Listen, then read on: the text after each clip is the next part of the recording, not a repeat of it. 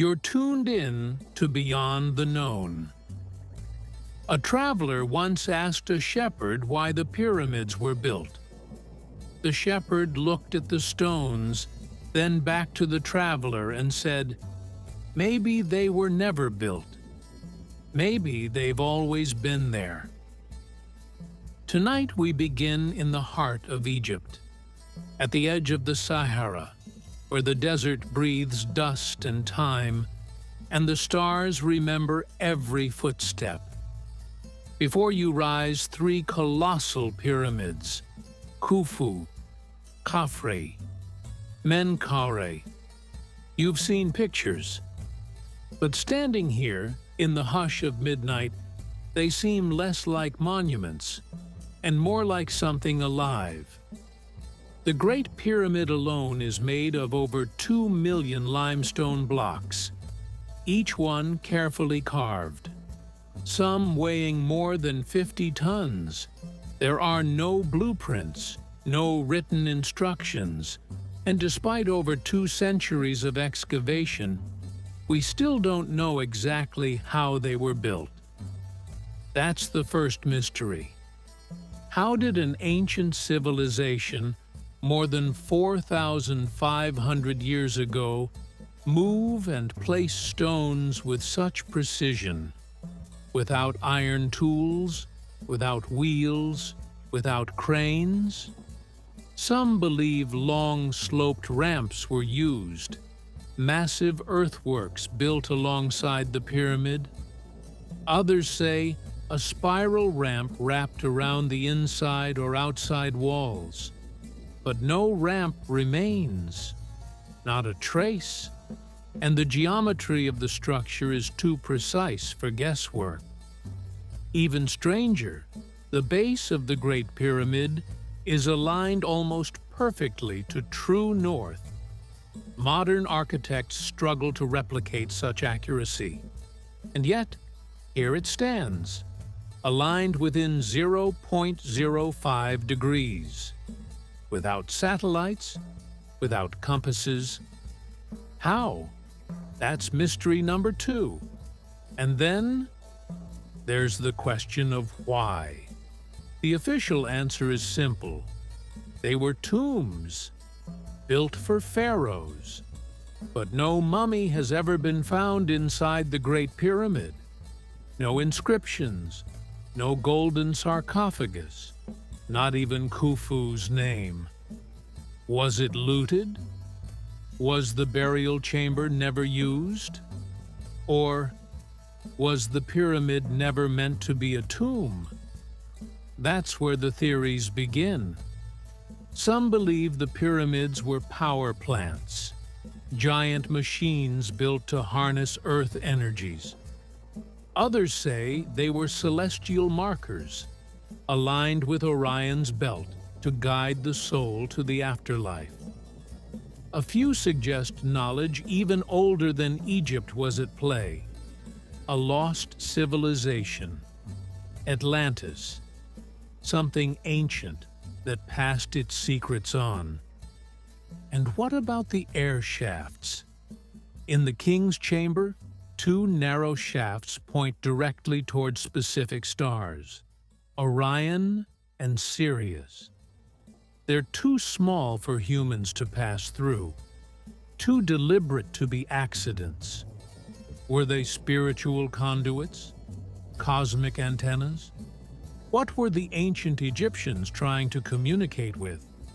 And then, beneath the pyramid, there are tunnels, chambers, still unexplored, some sealed, some empty, some echoing with a strange energy no one fully understands. Even the dimensions of the Great Pyramid are mysterious. Its height and base encode the number pi, the golden ratio, the curvature of the Earth. Its position on the globe marks the geographic center of all landmass. Coincidence? Or design? You sit down now at the base of the pyramid. The stones beneath you are cool. The desert wind is soft, and the questions stretch around you like stars. Quiet, brilliant, unsolved. You let your thoughts wander. What if this place was more than a tomb? What if it was a message? What if the pyramid wasn't built by slaves, but by sages? What if the structure itself is a key, meant to unlock something long forgotten?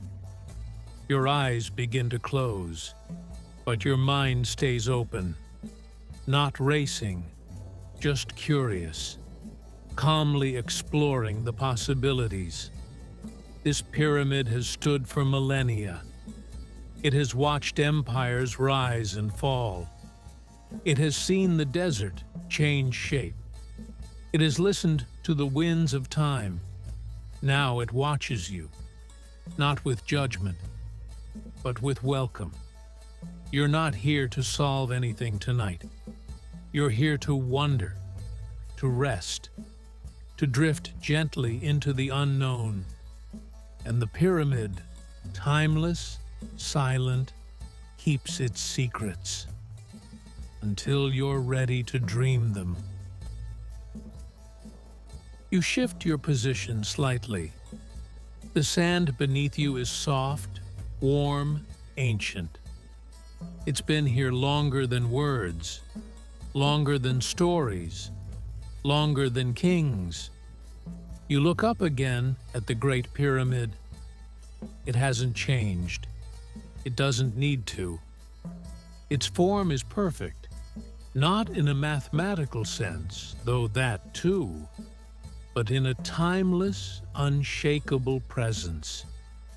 It simply is. You wonder what it was like to approach this monument in the ancient world, long before Rhodes, before Cairo, when the pyramid rose from the horizon like a dream carved into daylight, a triangle of stone pointing straight to the stars, a place you could see for miles, a place you could feel from your bones. Herodotus, the Greek historian, visited centuries after it was built. He wrote that it took 100,000 men 20 years to complete. But we don't know if that's true. Modern archaeology paints a different picture. Skilled workers, not slaves. Artisans, engineers, stonecutters. They ate well. They lived in carefully planned camps. They died young. But their hands shaped something eternal. And still, no written record of how they did it. No scroll, no diary, no blueprint carved in stone. Just the result. You lean back again, feeling the night deepen. The wind picks up, soft and cool. It sounds like whispering, like a language just barely out of reach. Perhaps it's the same wind that shaped the desert over centuries. The same wind that carried voices long gone. You close your eyes. And again, you are inside. A tunnel. Dimensions narrow. The walls are tight, but not threatening. Just silent. You pass the grand gallery.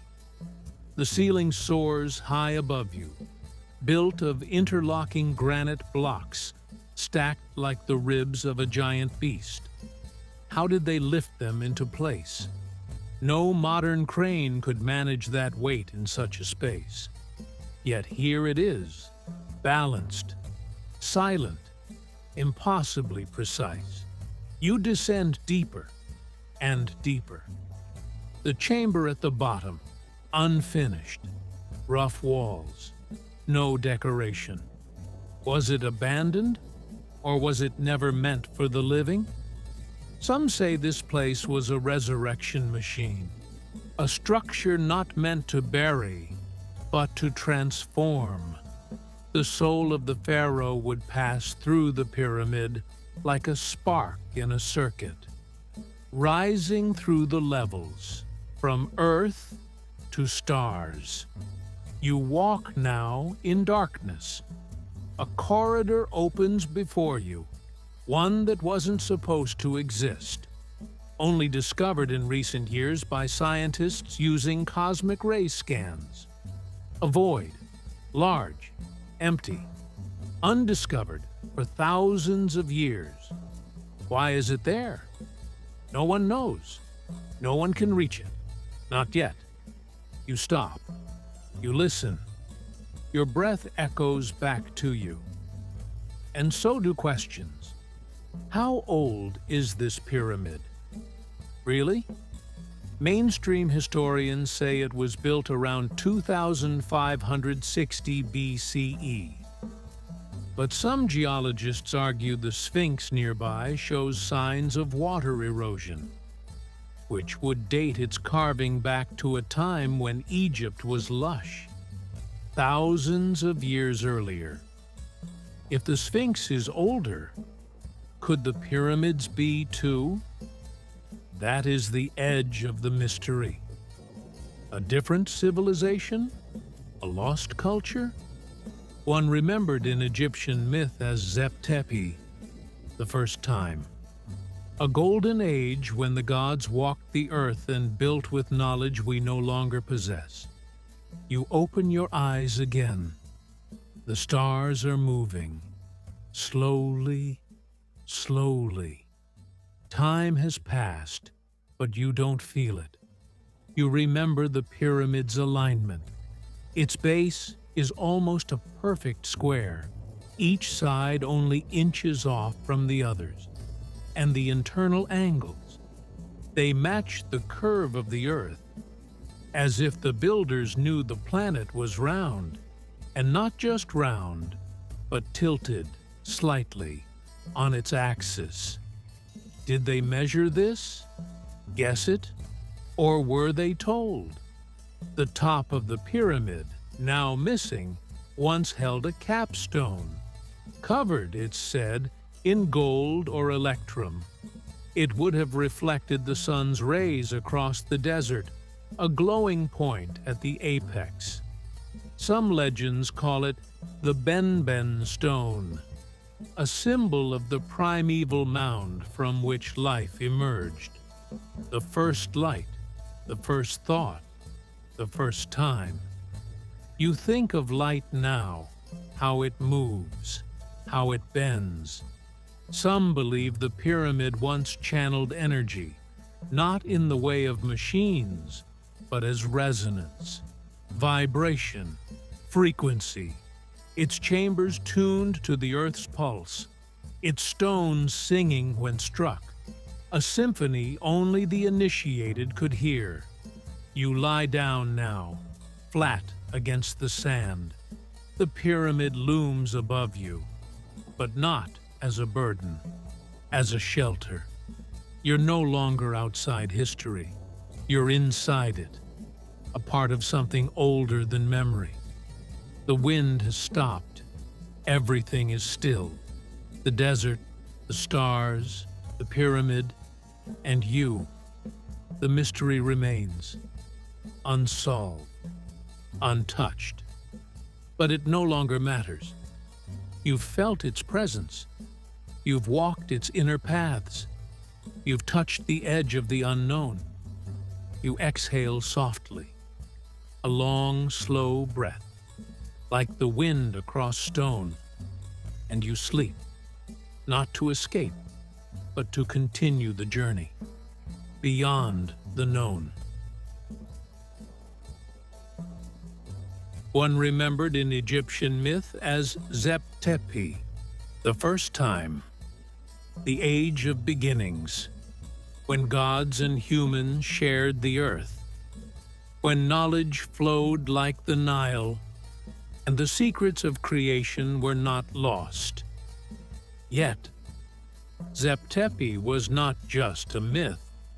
It was a memory, a whispered fragment of something older than dynasties, older than papyrus and paint, a world where the sky spoke and the land listened, In this golden age, it is said, Thoth, the god of wisdom, gave language. Isis taught healing. Osiris ruled with justice. And atop a sacred mound rising from the primeval waters, the first pyramid was conceived, not built as a tomb, but as a beacon, a transmitter, a temple aligned with eternity. You breathe slowly. The idea takes root. What if the Great Pyramid is older than we believe? What if the blueprint was passed down, generation after generation, a sacred design from a time before history, retold in stories, reenacted in ritual, until one day it was built again in stone? Modern scholars dismiss this, but the precision cannot be denied. Even the temperature inside the Great Pyramid remains constant, about 20 degrees Celsius, regardless of the heat outside. It was designed not only with shape, but with intention, with knowledge, and there is more. The pyramid's height multiplied by 43,200 equals the polar radius of the Earth. Its perimeter multiplied by the same number equals the Earth's equator. This number, 43,200, was sacred in ancient myths, a harmonic of time. Coincidence? Or did the builders know the Earth intimately? Its curvature, its size, its pulse. No tools were found, no blueprints discovered, only the result. A monument so vast in scale and so exact in form that it defies simple explanation.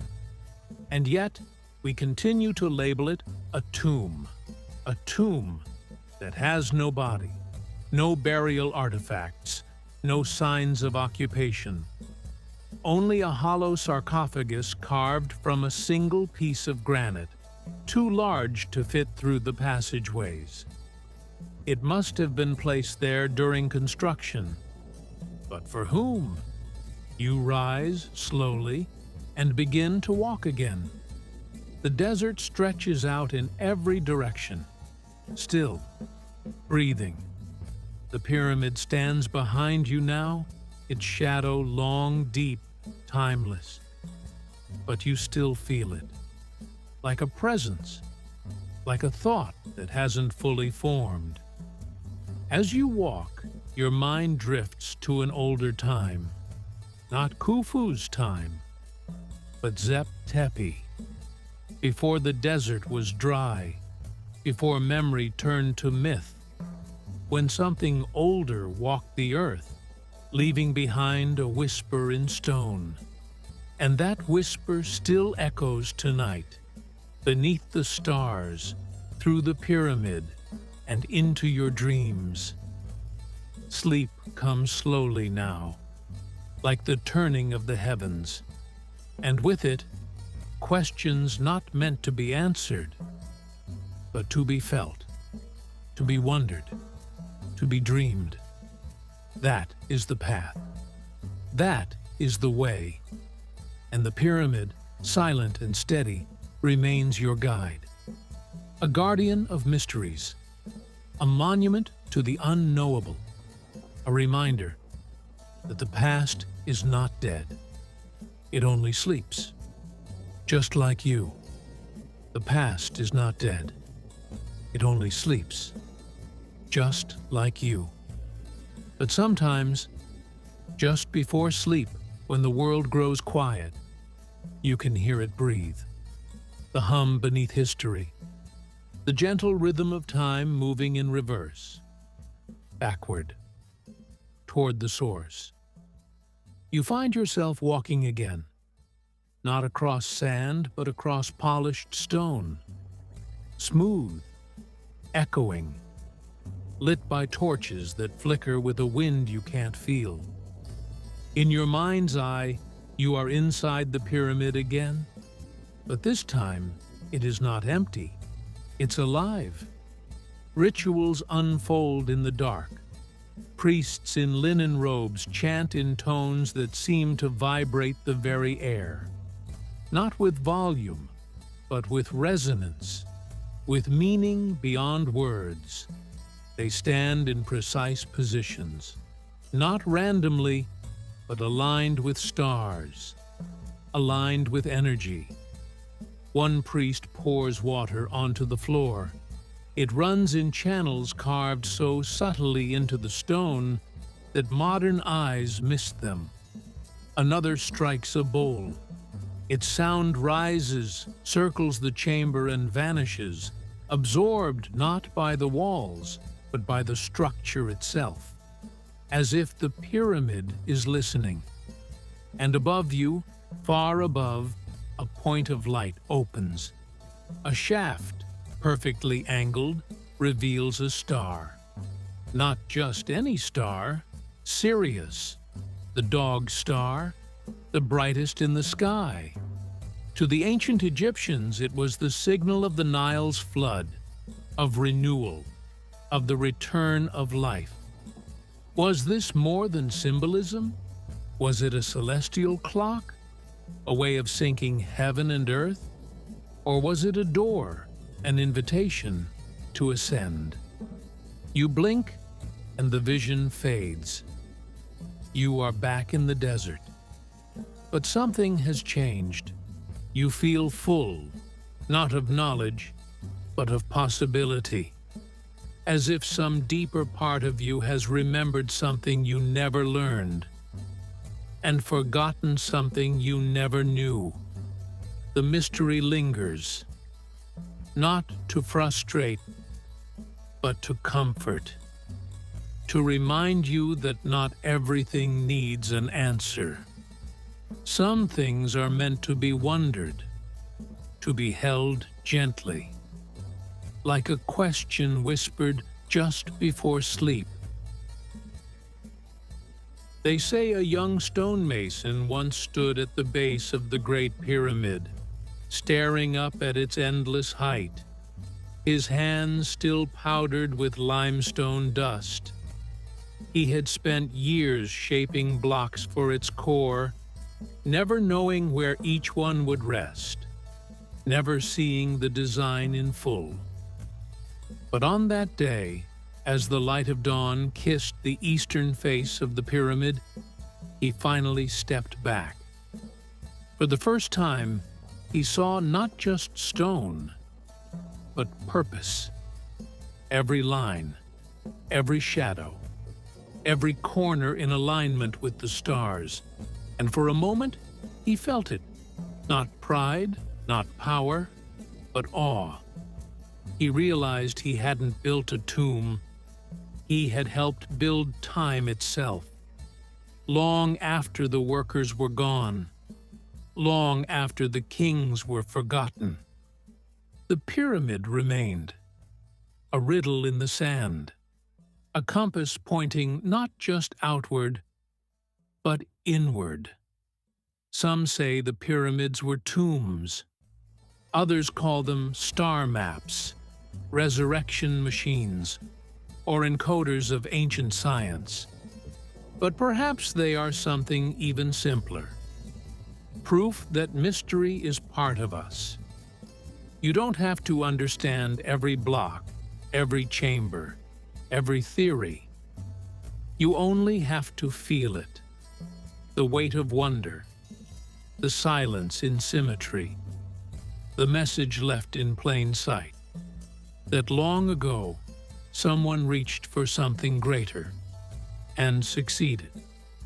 And now, here you are, all this time later, still wondering, still searching, still drawn to the light on stone.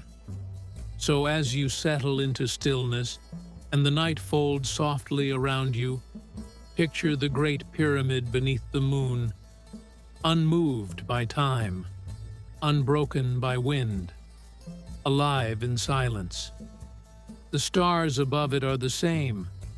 The sands shift, but the foundation holds. Not everything is meant to be solved. Some mysteries are meant to be remembered. And in that remembering, we find something of ourselves. That's it for this journey beyond the known. If the unknown calls to you, don't forget to like, subscribe, and follow. There's so much more waiting to be discovered.